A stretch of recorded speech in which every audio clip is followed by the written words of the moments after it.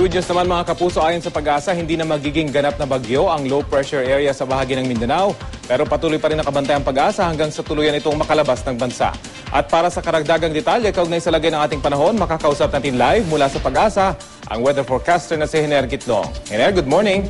Yes, Rapi. Magandang umaga po. Opo, nasa na po ngayon eksaktong lokasyon itong low pressure area? Talagang malabo na nga bang maging bagyo ito? Opo, sa ngayon po, kanina pong alas 10 ng umaga, ang layo po nito ay 130 kilometers silangan ng Mindanao. Kumbaga, may interaction na po ito sa kalupaan ng Mindanao, kaya napakaliit na po ng tsansa na ito ay maging isang bagyo. At inaasahan po na maglalandfall po dito sa may parting Davao, mamaya pong alas 12 hanggang alas 2 po ng hapon. At paglandfall po nito, magiging lalo pa ho itong hihina. Gaano po kadami yung ulang dala nito? Well, so far po yung kaulapan na nakikita natin ngayon dito sa satellite, kung mapapansin po ninyo, masyado pong makapalang ulap, Southern Luzon, Visayas at sa Mindanao. Mas malakas po yung, o mas malawakan po yung pagulan sa eastern side, lalo na ng Visayas, ganun din po ang Mindanao at ang Bicol region. Base po doon sa Doppler radar na ginagamit natin, mayroon pong mga around 5 to 10 mm per hour na nakikita po natin. So medyo heavy rain po ito, dala nitong low pressure area? Opo, heavy rains po yan at ang mahirap po doon ay kagabi pa ho ay ganoon na po yung ulan na nakikita natin.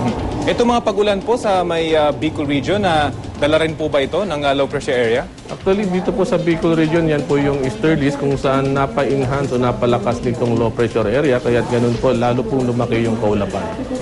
Ang sabi po ng mga taga Bicol, base doon sa report ng ating kasamahan, nag-aantabay sila kung magtutuloy-tuloy ito pag-ulan. Kumusta ho kaya yung lugar na yan? Hanggang kailan kaya magtatagal yung ulan sa lugar na yan? Opo, ayun pong kaulapan na nakikita natin, kumikilos po yan pa itaas. So, lalo pong aabot po hanggang Bicol region yan ngayon pong araw. Hanggang kailan po kayo magtatagal, Ginoong Hiner? Well, base po sa kinikilos ng low pressure area, lalabas po ito Sabado po ng umaga. Kaya sa paglabas po ng low pressure area na po ito, asahan po natin nagaganda na po yung ating panahon. Dito po sa Metro Manila, kumusta naman pong asahan nating panahon? Sa Metro Manila, hindi pa naman po umaabot yung kaulapan talaga ng nakikita natin na sanhi ng low pressure area. Kumbaga, yun lamang pong outer clouds o yung advancing clouds na nakikita natin. Kaya medyo maulap din po yung panahon natin. Kung magkaroon man ng pagulan, ito ay mahina lamang. Bukod po dito sa LPA na ating binabantayan, meron pa po ba tayong ibang sama ng panahon na maaaring pumasok o makaapekto sa bansa? Pero sa ngayong araw, wala pa po tayong nakikita na maaaring pumasok sa Philippine Area of Responsibility.